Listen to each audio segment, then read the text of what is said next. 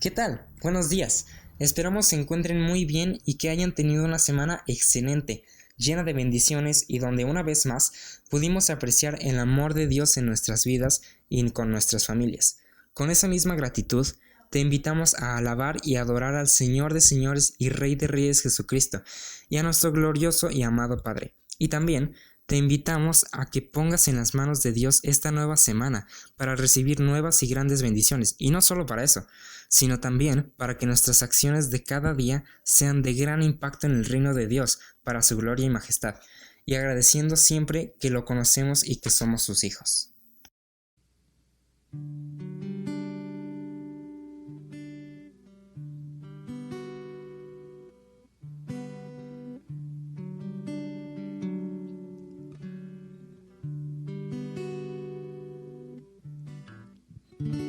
Tú fuiste el verbo en el principio, unigénito de Dios,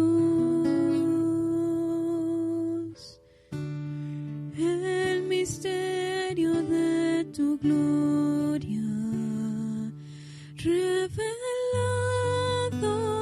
en tu amor.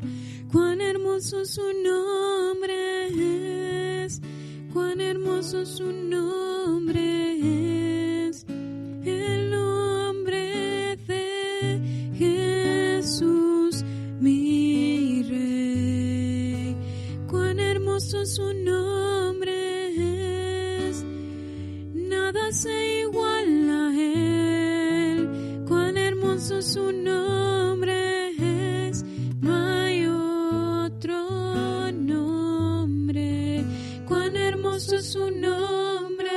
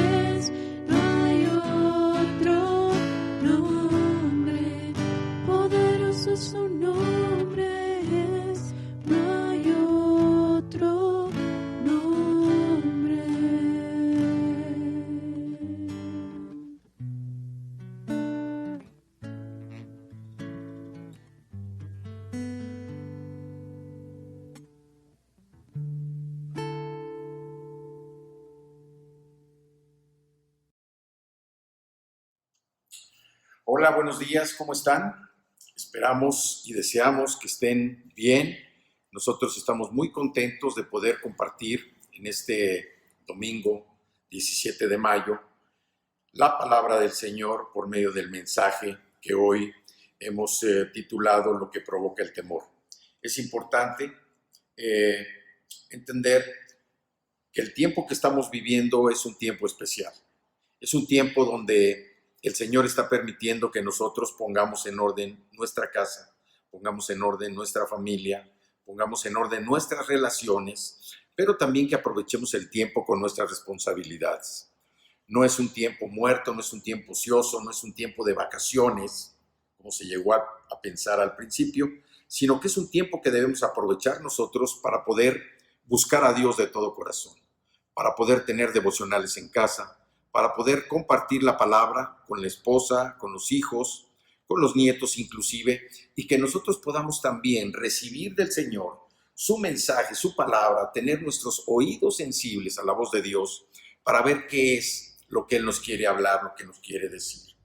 Aparentemente es algo complicado estar, pues para algunas personas aprisionadas en cuatro paredes, pero la verdad es que es un tiempo donde hay mucho que hacer. Y si nosotros acudimos al Señor, acudimos a Cristo en este tiempo, Él nos va a dar ideas, nos va a dar creatividad para hacer lo que debemos hacer. Así es que para empezar, yo los invito a que me acompañen en esta oración. Padre, te damos gracias en esta mañana, Señor. Te pedimos que tú nos llenes de tu amor, nos llenes de tu sabiduría, nos llenes de paciencia, nos llenes, Señor, también de tu misericordia. Gracias por permitirnos compartir tu palabra, proclamarla.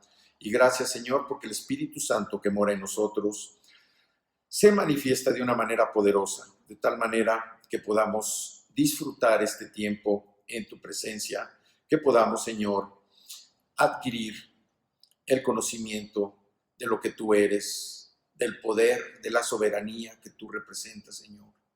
Y nos ponemos a tu disposición en este tiempo.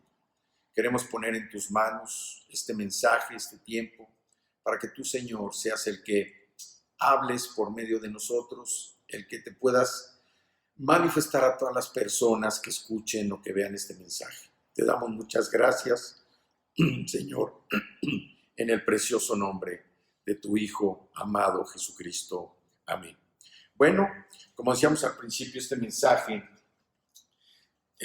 se ha titulado Lo que provoca el temor. Y de alguna manera es algo en lo que nosotros estamos viviendo en este tiempo.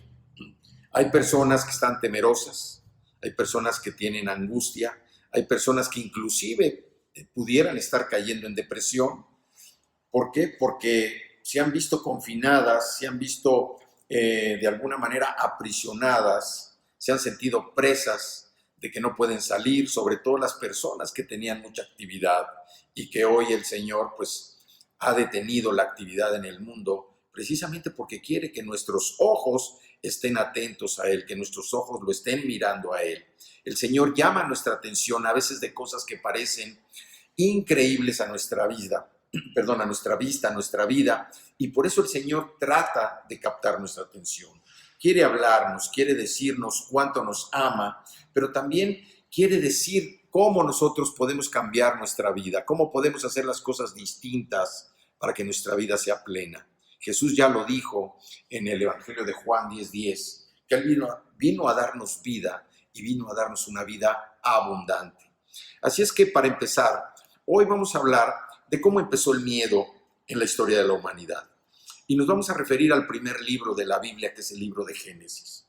Como sabemos, los 5 primeros libros de la Biblia, Génesis, Éxodo, Levítico, Números y Deuteronomio, constituyen lo que se llama el Pentateuco, los 5 primeros libros de la Biblia, que es la base de la Biblia hebrea.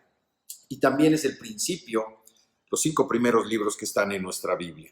Así es que vamos a ver algunas citas que se refieren precisamente a la creación del hombre, lo que sucedió, pero lo vamos a ver de una manera muy condensada. No nos vamos a meter toda la explicación de la creación, sino que a lo que nos vamos a referir es qué es lo que provocó el miedo. Así es que los invito a que tomen su Biblia y me acompañen al primer libro, que es el libro de Génesis, y vamos a ver en el capítulo 1 el versículo 26, que es cuando Dios crea al hombre. Como siempre, los invito a que tengan su Biblia a la mano, los invito también a que tengan papel y lápiz. Yo voy a estar leyendo la versión Reina Valera 1960 para que ustedes me acompañen y puedan seguir posteriormente, si quieren ahondar más en el versículo, en la cita, si quieren ahondar más en el estudio, pues que tomen sus notas durante todo el mensaje. Así es que Génesis 1:26 nos dice: entonces dijo Dios, hagamos al hombre a nuestra imagen, conforme a nuestra semejanza, y señoree en los peces del mar, en las aves de los cielos, en las bestias, en toda la tierra y en todo animal que se arrastra sobre la tierra. Dice, hagamos al hombre a nuestra imagen. Es el sexto día. La tierra ya estaba completa, pero ahora termina su plenitud con la llegada del hombre. Y el hombre se completa cuando la imagen de Dios está sobre él. Cuando Cristo, la esperanza de gloria, se forma en él, no antes. Una vez que hemos recibido nosotros el poder de Dios, tenemos dominio sobre nosotros mismos y sobre todas las cosas terrenales por el poder del eterno Espíritu de Dios, estamos donde Él quiere que estemos y somos lo que anhela que seamos. Así es que vamos a ver ahora en Génesis capítulo 2, allá adelantito en el capítulo 2, vamos al versículo 25. Entonces aquí es donde se habla de la creación del hombre. El versículo 25 de Génesis 2 dice, y estaban ambos desnudos, Adán y su mujer, y no se avergonzaban. Adán y su mujer andaban desnudos, no se avergonzaban. ¿Por qué? Porque ellos vivían en un mundo perfecto. Vivían en un mundo donde la relación con Dios era cotidiana. La relación con Dios era como el respirar. Algo que nosotros, por ejemplo, para la respiración no tenemos que pensar, tengo que respirar, tengo que inspirar, tengo que respirar, tengo que aspirar, tengo que expirar. No. Nosotros respiramos de una manera mecánica, de una manera automática. Así ellos, el vivir dentro de ese ambiente era algo natural, era algo práctico para ellos, porque era la condición natural en la cual ellos vivían. Su relación con Dios era como el respirar. Así es que para Adán y para Eva respirar era algo tan natural como su relación con Dios. Por eso dice el versículo 25 que acabamos de leer, que estaban desnudos y no se avergonzaban. No se avergonzaban, ¿por qué? Porque ellos no conocían lo que era la desnudez. Ellos no sabían lo que era estar desnudos.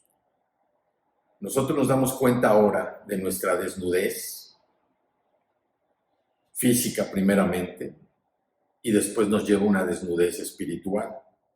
Desnudarse es quitarse las cosas. ¿Qué cosas se podían quitar ellos viviendo en ese mundo perfecto, inocente, puro, con el Dios Santo, sin nada que quitarse? Por eso no se avergonzaban y por eso era tan natural para ellos la relación con Dios, como natural es respirar. Pero sigamos y veamos lo que dice en el capítulo 13, el versículo 1. Dice, pero la serpiente era astuta, más que todos los animales del campo que Jehová Dios había hecho, la cual dijo a la mujer, ¿con que Dios os ha dicho, no comáis de todo árbol del huerto? O sea, vemos aquí también la tendencia de la pregunta, la forma en la que el enemigo hace la pregunta. Y así nosotros debemos también estar atentos, estar listos a todo lo que nos presenta el enemigo, que va a ser algo atractivo, siempre buscando de lo que carecemos, lo que no tenemos. El enemigo siempre está buscando qué es lo que no tenemos para ofrecérnoslos como algo atractivo, algo que llene nuestros ojos, que se pueda convertir en un deseo para nuestro corazón. Por eso, la única manera en que nosotros podemos oponernos precisamente a la astucia del enemigo es mediante la sabiduría divina, la sabiduría que viene de lo alto, la sabiduría que viene de Dios. ¿Por qué? Porque la sabiduría humana es una sabiduría perversa, animal, diabólica. El hombre no puede ser sabio por sí mismo, ni aún con toda la experiencia. Por eso hay sabiduría humana y la sabiduría que viene de lo alto, que es la sabiduría de Dios. Por eso nuestra herramienta, nuestras armas para combatir, para oponernos precisamente a esos atractivos que presenta el enemigo, a esas tentaciones, es la sabiduría divina. Y vamos a continuar leyendo. Vamos al versículo 9 de este mismo capítulo 3, donde dice: Mas Jehová Dios llamó al hombre y le dijo: ¿dónde estás tú? O sea, aquí ya vemos la parte donde Eva había respondido, había tenido ese diálogo con la serpiente y donde había caído, había probado el fruto, lo había llevado con Adán, y Adán también, pues por no dejarla morir sola, porque él sabía que no tenía que probar ese fruto, pues era una instrucción de Dios, tuvo que probar, se solidarizó con Eva para probar el fruto que no debían comer. Sin embargo, esto trajo a los dos el que abrieran sus ojos y se dieran cuenta de su desnudez. Allí es cuando entra, precisamente, se cristaliza la labor del enemigo, la labor del diablo. ¿Por qué? Porque ellos en ese instante se dieron cuenta que estaban desnudos. Como desnudos estábamos nosotros antes de venir a Cristo, antes de ser llenos de su misericordia, de su favor, de su autoridad, de su sabiduría, de todo lo que Él nos da para que nosotros pudiéramos ser liberados del pecado. Entonces, Dios le pregunta a Adán en el versículo 9 y le dice: ¿dónde estás tú? Adán respondió: oí tu voz en el huerto y tuve miedo, porque estaba desnudo y me escondí. Esta es la primera vez en toda la Biblia donde se pronuncia la palabra miedo. La palabra que Adán le dijo al Señor, dice: tuve miedo y me escondí. Oí tu voz en el huerto, tuve miedo y me escondí. ¿Un miedo a qué? A no ser descubierto. Un miedo a que Dios no se enterara de lo que había pasado con él. Un miedo a las cosas en las cuales él había caído. Porque esto significó, precisamente mediante la pregunta que Dios le hace a Adán, es una pregunta donde Adán se da cuenta del error en el que había incurrido. Se da cuenta que había dejado de pertenecer a Dios. Se había dado cuenta de que había dejado de ser amigo de Dios. Se había dado cuenta que ya no era obediente a Dios y que ya lo había perdido. Y esto es precisamente lo que hace el pecado en nuestras vidas. Aquí quiero hacer un breve paréntesis. Cuando ellos comieron del fruto, obviamente se dieron cuenta de que estaban desnudos y acudieron precisamente a cubrir esa desnudez con las hojas de la higuera. Tú puedes decir: oye, ¿esto qué tiene que ver con nuestra vida actual? Ya sabemos que esto fue la creación, fue el pecado de Adán y Eva, pero ¿qué tiene que ver con nuestra vida actual? Tiene que ver en lo siguiente. Cuando nosotros pecamos, cuando nos equivocamos, buscamos la forma de resolver, de justificar, de cubrir nuestras faltas de acuerdo a nuestra propia sabiduría humana. Eso es lo que ellos hicieron. Trataron de recuperar, de que Dios no se diera cuenta que estaban desnudos. Pero Dios, ¿cómo no se iba a dar cuenta que estaban desnudos? Y eso es lo mismo que sucede con nosotros. El pecado a veces nos nubla y nosotros buscamos la forma de justificar. Pero el pecado no tiene justificación. El pecado es pecado. y buscamos, el hombre busca la forma de cubrir ese pecado recurriendo a su sabiduría humana, pero el pecado es pecado. Y aquí lo que vemos es la primera vez en la Biblia que se habla de la palabra miedo. Miedo a que se perdió la relación con Dios, miedo a que ya no pudieron vivir en ese mundo perfecto, miedo a que se dieron cuenta de su desnudez. La desnudez que presentaban nuestros cuerpos, las condiciones en las que nosotros nos encontrábamos en nuestra vida antes de venir al conocimiento y a la aceptación de Jesús. Ellos notaron esa desnudez. Ahora sí, dejaron fuera todo lo que tenían. Se desnudaron de todo lo que tenían, que eran las cosas perfectas que Dios les había dado, para mostrar su verdadera naturaleza, una naturaleza manchada por el pecado. Así es que el pecado lo que hace es crear una brecha, una separación entre Dios y el hombre. Dios creó al hombre para tener una relación con él, una relación de amor, de amistad, una relación para platicar, para conversar, para convivir, para que el hombre tuviera una comunión con Dios. Sin embargo, una de las consecuencias del pecado es que provoca miedo. Y en esta cita nosotros vemos claramente cómo se habla de esta palabra por primera vez en la Biblia. Así es que, por más que nos alejemos de Dios, un día tendremos que acercarnos a Él. Nosotros tenemos que volver a Él, ya sea voluntariamente, arrepentidos y con convicción, o de manera involuntaria y en cadenas para recibir la sentencia y condena. En esta palabra, miedo, se ocultan muchas cosas que precisamente muestran la desnudez de la persona. Para nosotros es importante en este tiempo reconocer el poder y la soberanía de Dios. Adán y Eva cometieron un error. Adán y Eva desobedecieron a Dios, pecaron contra Dios y perdieron todo lo que Dios les había dado.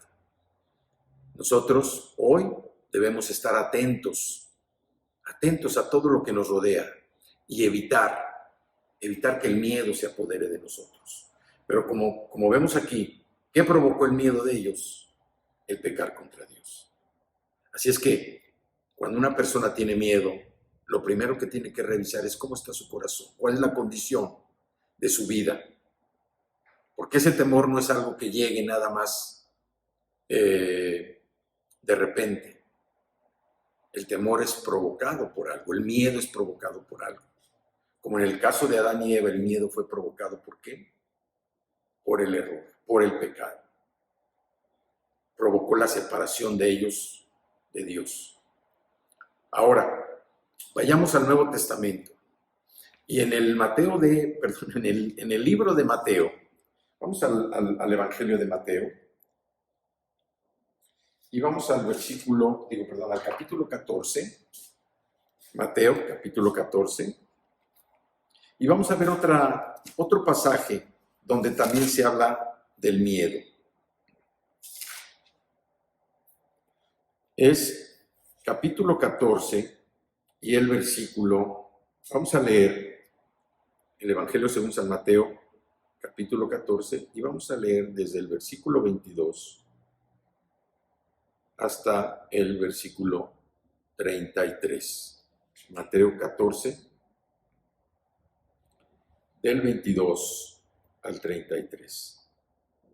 Dice: enseguida Jesús hizo a sus discípulos entrar en la barca e ir delante de él a la otra ribera, en tanto que él despedía a la multitud. Despedida la multitud, subió al monte a orar aparte, y cuando llegó la noche estaba allí solo. Y ya la barca estaba en medio del mar, azotada por las olas, porque el viento era contrario. Mas a la cuarta vigilia de la noche Jesús vino a ellos andando sobre el mar. Y los discípulos, viéndole andar sobre el mar, se turbaron, diciendo: un fantasma, y dieron voces de miedo. Pero enseguida Jesús les habló diciendo, tened ánimo, yo soy, no temáis. En esta primera parte de este pasaje, vemos cómo los discípulos vieron a Jesús caminar sobre el agua y no encontraron ningún consuelo. La visión escasa de la naturaleza humana es algo ciego comparando con la visión espiritual de las personas. Ellos, como pescadores de oficio, como pescadores avesados en lo que hacían, pues conocían las corrientes, conocían las tempestades. Sin embargo, ellos al estar enfrentando una situación difícil, Jesús camina hacia ellos, ellos lo ven y se asustan y tienen miedo de Jesús. Lo vieron, pero no entendieron lo que veían. ¿Qué otra cosa podía ser si no entendían lo que era más que un fantasma? ¿Cómo es posible que un hombre de verdad caminara sobre aquellas aguas revueltas? ¿Cómo podía mantenerse en pie en medio de semejante huracán? Dice, mas a la cuarta vigilia de la noche, el versículo 25, Jesús vino a ellos andando sobre el mar, y los discípulos viéndole andar sobre el mar, se turbaron, se inquietaron. Ellos ya estaban desesperados. Y la aparición de Jesús puso en evidencia el valor del que ellos presumían. Así sucede cuando Cristo viene a nuestra vida. Él muestra el valor de lo que nosotros representamos muchas veces para nosotros mismos. Cuando Él nos desnuda completamente de toda inmundicia, cuando nos desnuda de todo lo que somos y nos presentamos tal cual ante Él, nos damos cuenta que en realidad nuestro valor es muy poco. Nos damos cuenta de la necesidad que hay de que nosotros tengamos una vida distinta. Necesitamos encontrar a Cristo. Necesitamos acudir a Él. Necesitamos tomar su sabiduría, necesitamos tomar su ejemplo para que nosotros podamos seguir adelante. En esta época, en esta temporada, donde hay mucha información, donde hay muchas noticias, donde hay tantas cosas que estamos escuchando,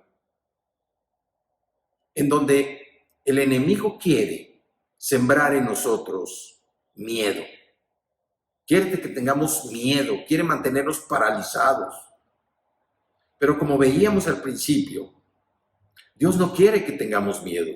Hay que revisar en nuestro corazón si lo que está provocando el miedo es el pecado que hay en nosotros. Tal vez necesitamos corregir algunas cosas, necesitamos cambiar algunas cosas para evitar que el miedo se apodere de nuestra vida. Como veíamos al principio, repito, el pecado provoca el miedo. Y Dios no quiere que nosotros vivamos con miedo. Dios quiere que vivamos en amor. Dios quiere que vivamos en esa relación, en esa comunión personal con Él, que se rompió por el pecado, la brecha que abrieron Adán y Eva. Ahora, si nosotros vemos en este pasaje, mientras Jesús más cerca estaba, mayor era su temor, mayor era su miedo. ¿Por qué?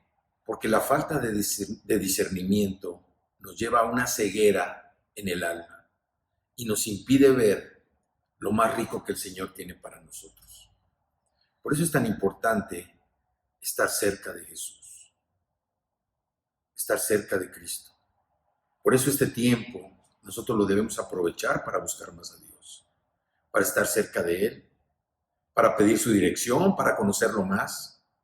Y cuando decimos que mientras más lo conocemos, la consecuencia es que más vamos a confiar en Él. Porque si vemos todos los milagros que hay en la Escritura, también podemos reconocer todas las promesas que hay para nosotros, principalmente promesas de salvación. Y ahora para nosotros, en este tiempo, es donde debemos estar más atentos a la voz del Señor. Debemos estar más atentos a lo que dice su palabra, más atentos a lo que habla nuestro corazón, más atentos también a pedir perdón, más atentos a perdonar, más atentos a convivir de una manera como lo establece la Escritura. Repito que este no es un tiempo muerto, no es un tiempo ocioso, es un tiempo de verdad. Es un tiempo para aprovechar nuestra relación con Dios y nuestra relación con todos nuestros familiares. Hemos escuchado casos terribles de personas que no han podido convivir en este confinamiento, personas que se agreden. ¿Por qué? Porque no se resisten, porque Dios no está en ese hogar, Dios no está en esa vida. Cuando Dios está en una vida, todo alrededor se transforma, todo alrededor toma un nuevo sentido. Por eso es tan importante el que insistamos en aceptar a Jesús como Señor y Salvador. Pero vamos a seguir con este pasaje de Mateo 14 y vamos, dice en el versículo 27, pero enseguida Jesús le habló diciendo, tened ánimo, yo soy, no temáis. Tened ánimo, soy Cristo, no tengas miedo. Decíamos que mientras Jesús más se acercaba, ellos más se asustaban. ¿Por qué? Porque ellos estaban con su pensamiento, su condición humana, sus sentimientos, sus emociones. No estaban con un discernimiento espiritual de quien estaba con ellos, quien se acercaba a ellos. Cuando Jesús se acerca a nosotros, trae revelación, trae un nuevo nacimiento, trae una nueva vida. Dice el versículo 28, entonces le respondió Pedro y dijo, Señor, si eres tú, manda que yo vaya a ti sobre las aguas. Y le dijo, ven, y descendiendo Pedro de la barca, andaba sobre las aguas para ir a Jesús. Pero al ver el fuerte viento, tuvo miedo, y comenzando a hundirse dio voces diciendo, Señor, sálvame. Al momento Jesús, extendiendo la mano, asió de él y le dijo, hombre de poca fe, ¿por qué dudaste? Y cuando ellos subieron en la barca, se calmó el viento. Entonces los que estaban en la barca vinieron y le adoraron, diciendo, verdaderamente eres Hijo de Dios. Aquí lo que vemos en este pasaje es, por un lado, ya cuando se dieron cuenta que Jesús estaba cerca, tomaron confianza. Las palabras de Jesús soy yo. Tengan ánimo, no teman, no tengan miedo. Cristo hablándoles directamente. Después Pedro, con esa confianza y ese arrojo que tenía por su carácter, le dijo, Señor, deja que yo vaya hacia ti. Y Jesús le dijo, ándale, ven. Pedro salió al agua, empezó a caminar. Pero dice que cuando el viento empezó a arreciar, él se empezó a hundir y tuvo miedo. Tuvo miedo. Nuestro caminar con Jesús es un caminar seguro, es un caminar firme. Nosotros no debemos tener miedo cuando estamos caminando con Jesús. Nuestro caminar debe ser firme, seguro. ¿Por qué? Porque Él nos llena de su gracia, nos llena de su seguridad, nos da su protección. No como en el caso de Pedro, que Pedro tuvo miedo. Y aún así, Pedro le dijo, Señor, sálvame. ¿Y qué hizo Jesús? Dice que extendió la mano, asió de él, lo tomó y lo atrajo hacia sí. Eso es lo que hace Cristo en nuestra vida. Cuando nosotros hemos estado temerosos de circunstancias, de situaciones, cuando estamos temerosos de enfermedades, cuando estamos temerosos de pobreza, cuando estamos temerosos de que algo terrible va a suceder a nuestra vida o a la vida de los que nos rodean, es cuando debemos acudir a Cristo, agarrarnos de su mano, estar seguros de que Él camina con nosotros y evitar que el miedo llene nuestros corazones. El miedo es una consecuencia, decíamos, del pecado. Hay que revisar internamente, hay que revisar. Los apóstoles, cuando vieron a Jesús caminar, tuvieron miedo, porque el pecado de la incredulidad en ellos se asomó y por eso tuvieron miedo. Cuando nosotros decimos que creemos y no creemos, estamos abriendo la puerta a la incredulidad, estamos abriendo la puerta a un pecado. Y ese pecado lo que va a provocar que es miedo. Así es que el miedo siempre busca paralizarnos. El miedo busca que nosotros estemos desviando nuestra mirada, desviando nuestra atención y preocuparnos por aquello que nos atemoriza. Pero la Biblia también nos habla y nos presenta escrituras que nos hablan de las promesas del Señor, las promesas de salvación. En la Escritura también, la obra inspirada por Dios nos habla de aquellas citas que nosotros debemos saber y conocer para tener esa seguridad de que Cristo es nuestra salvación. Así es que te invito a que por favor tomes tu Biblia y me acompañes también en el Nuevo Testamento y vamos al Evangelio de Juan, al capítulo 3, el Evangelio de Juan, capítulo 3, y vamos a ver el versículo 16, 3:16. Es un versículo muy conocido, muy conocido, de los versículos más conocidos de todos los cristianos. Bueno, es más, hasta personas que no son cristianas conocen este versículo. Dice, porque de tal manera amó Dios al mundo, que ha dado a su Hijo unigénito para que todo aquel que en él cree no se pierda, mas tenga vida eterna. ¿Y qué nos está hablando aquí? Nos está hablando de un amor maravilloso, el amor de Dios. Un amor que cuando nosotros lo vemos establecido en nuestra vida, cuando lo vemos que se establece y nos damos cuenta precisamente que vivimos en un mundo perdido, en un mundo arruinado, en un mundo culpable, el amor de Dios llega a ser en nuestra vida un cambio, una transformación que podemos valorar el sacrificio de Jesús.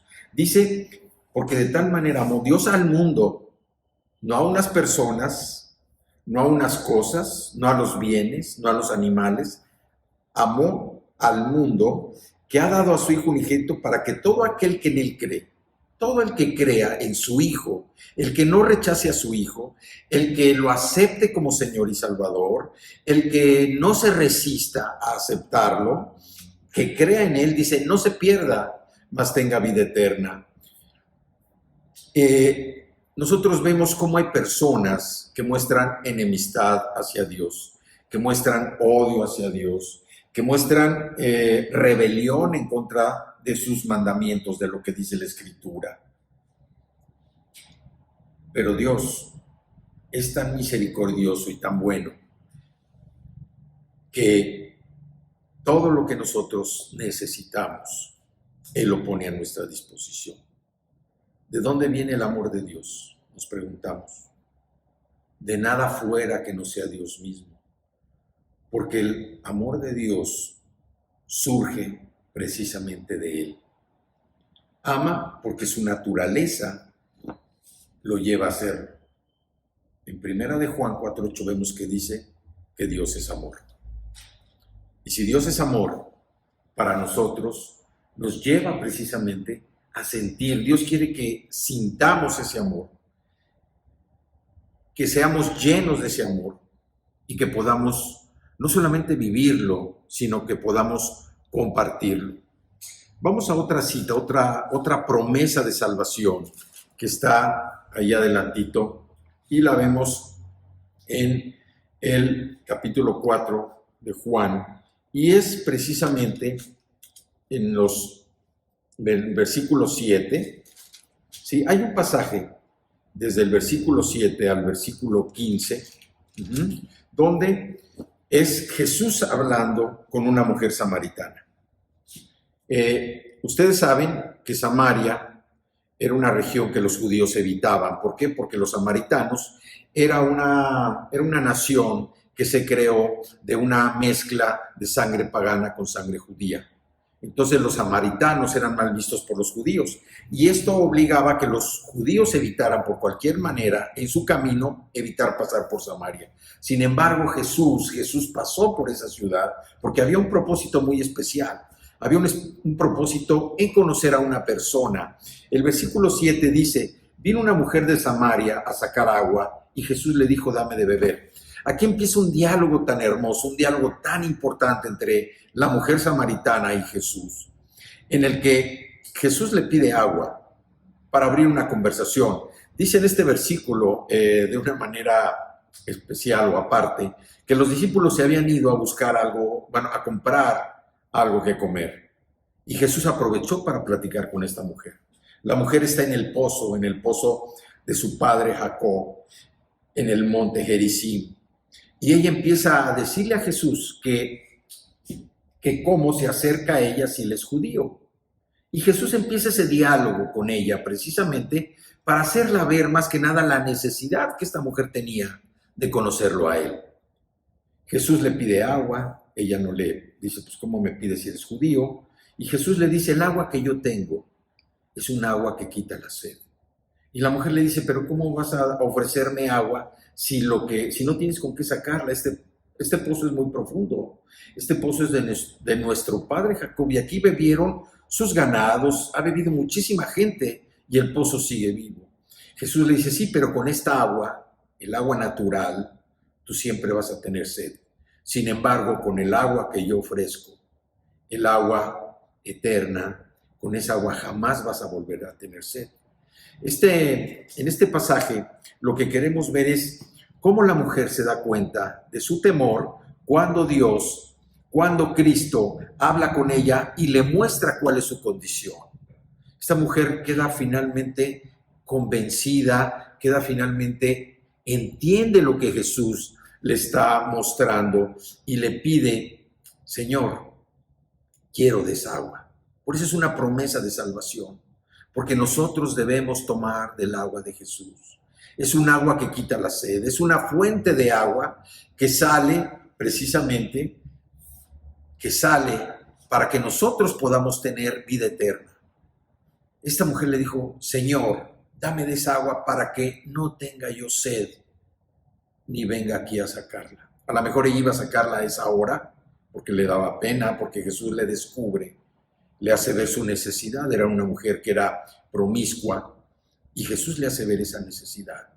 Sin embargo, nosotros podemos ver cómo esta mujer abre su corazón, cómo la necesidad que tenía de una limpieza, de beber esa agua que quita la sed, que salta como una fuente para llenarnos de vida, para llenarnos de ese nuevo nacimiento, para llenarnos de su favor y darnos cuenta de la necesidad que tenemos de que Él quite todo lo que está mal en nuestra vida, todo lo que no funciona y todo lo que no sirve. Por eso es una promesa de salvación. Y es una promesa de salvación porque Jesús ofrece el agua.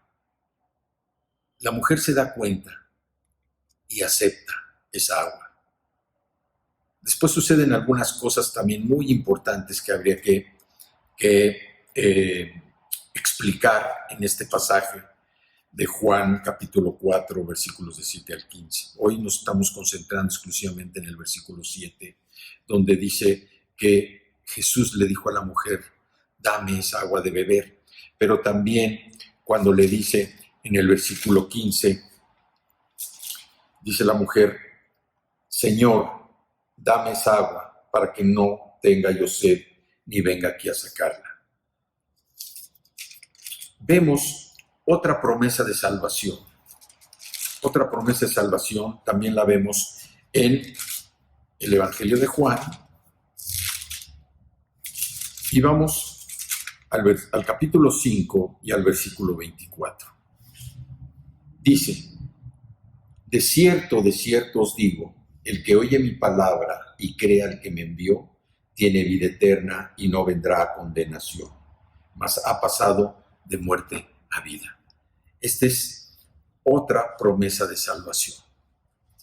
Aquí vemos tres promesas de salvación. La primera y más conocida de todos, que es Juan 3:16, donde Dios nos dice, pues la Escritura nos dice que Dios amó de tal manera al mundo que envió a su Hijo unigénito, para que todo aquel que en Él cree no se pierda, mas tenga vida eterna. En Él cree, tenga vida eterna.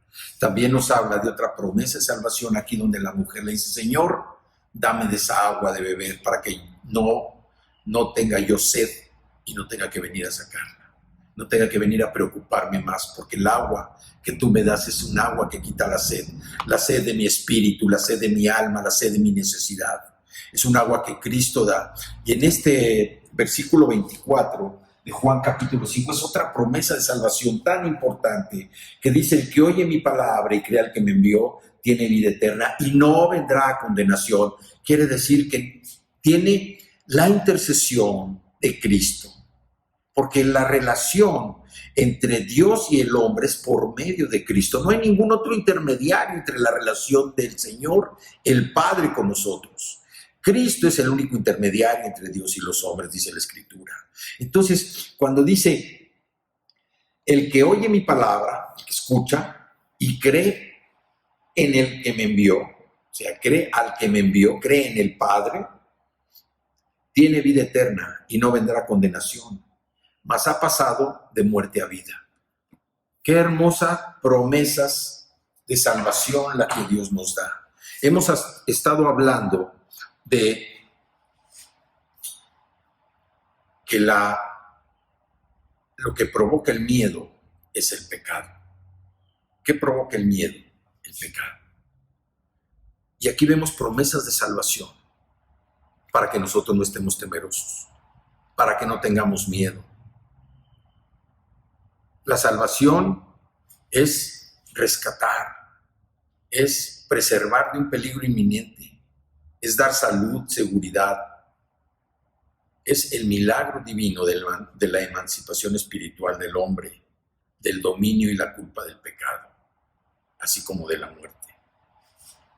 Es el gozar de una vida eterna, de comunión con Dios.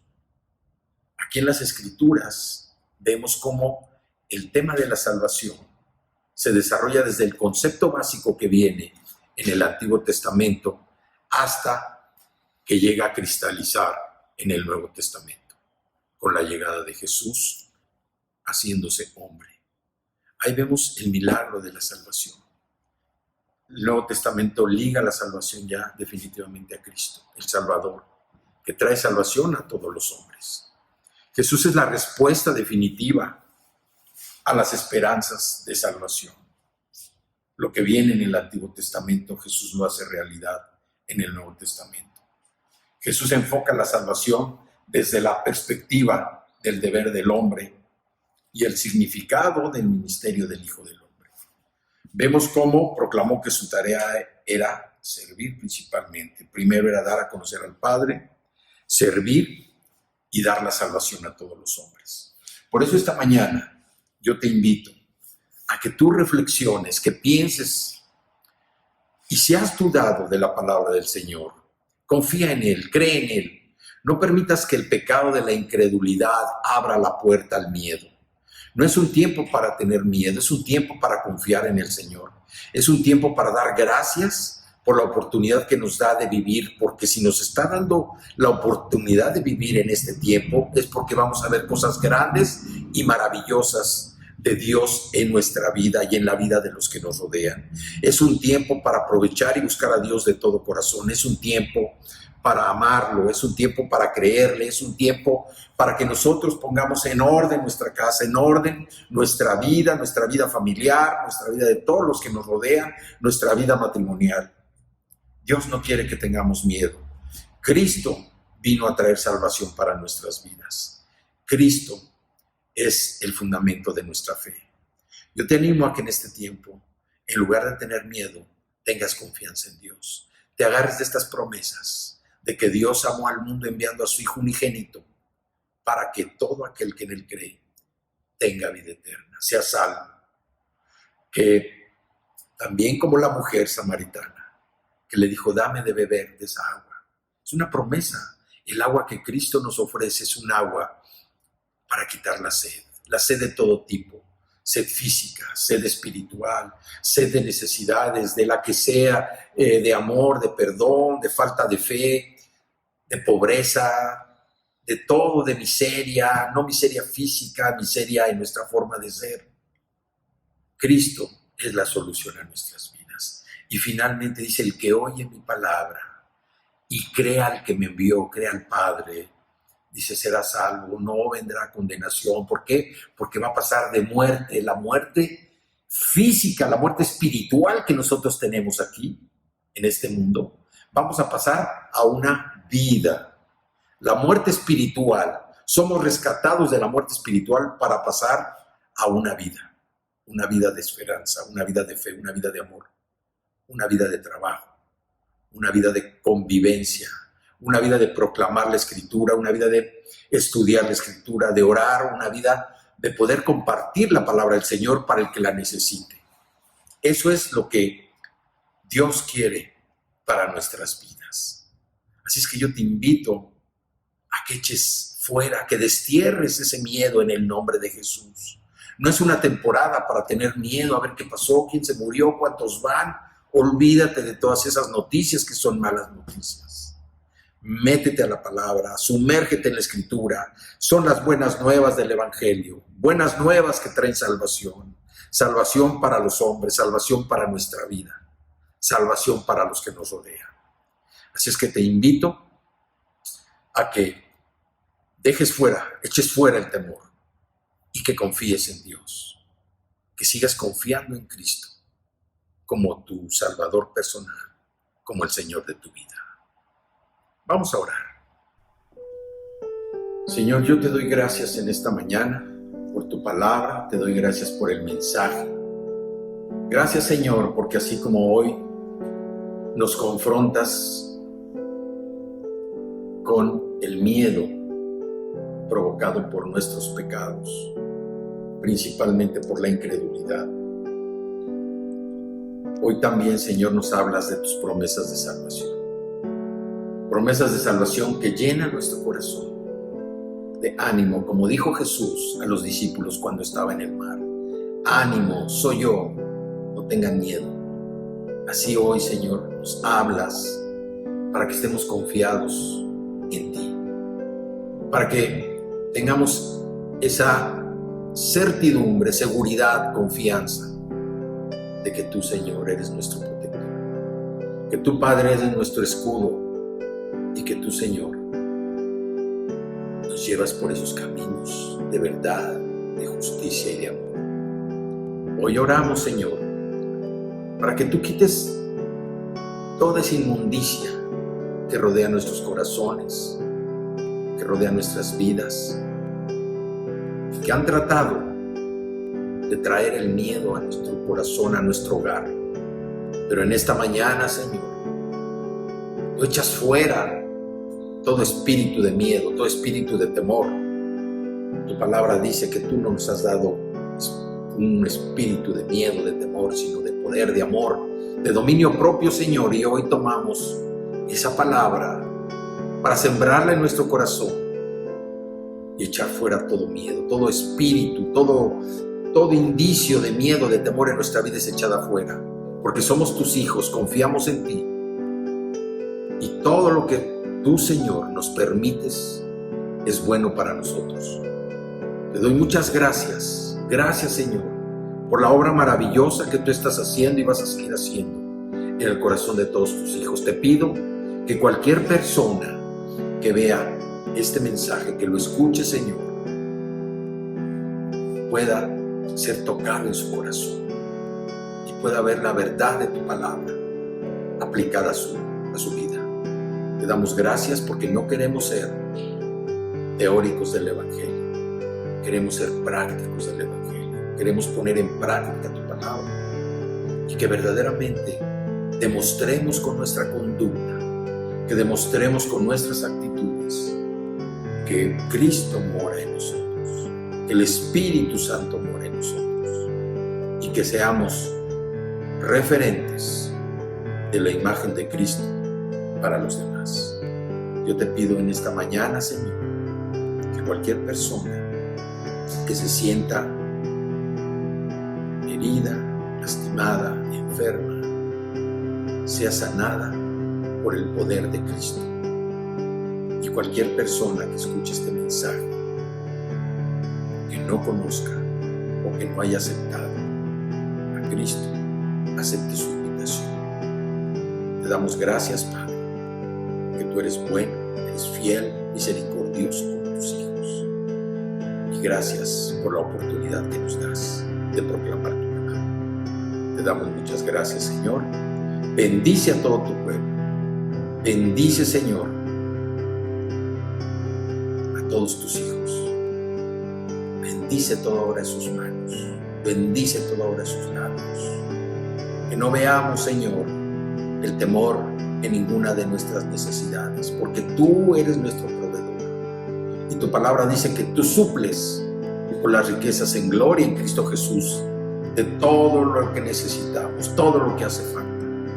Gracias, Señor, porque una vez permitiste que viéramos nuestra desnudez y hoy tú nos has arropado, nos has cubierto, Señor, con la sangre preciosa de Cristo. Y hoy no tenemos temor. Hoy lo que tenemos es el amor que tú nos das cada día para mostrarlo a todos los demás. Te damos gracias por esta mañana, en el nombre precioso de Cristo Jesús. Amén. Bueno, pues terminamos este mensaje con mucha alegría, mucho contentamiento también, con mucha emoción y con mucha ilusión también de ver lo que el Señor va a hacer en la vida de cada uno de nosotros. Yo les agradezco su atención por su presencia en este medio. Los invito a seguir orando, los invito a seguir estudiando la palabra y los invito a seguir compartiendo. Recuerden que este tiempo es para compartir, para convivir y para ver las cosas grandes y maravillosas que Dios va a hacer. Así es que yo los bendigo en el nombre de Jesús y hasta la próxima.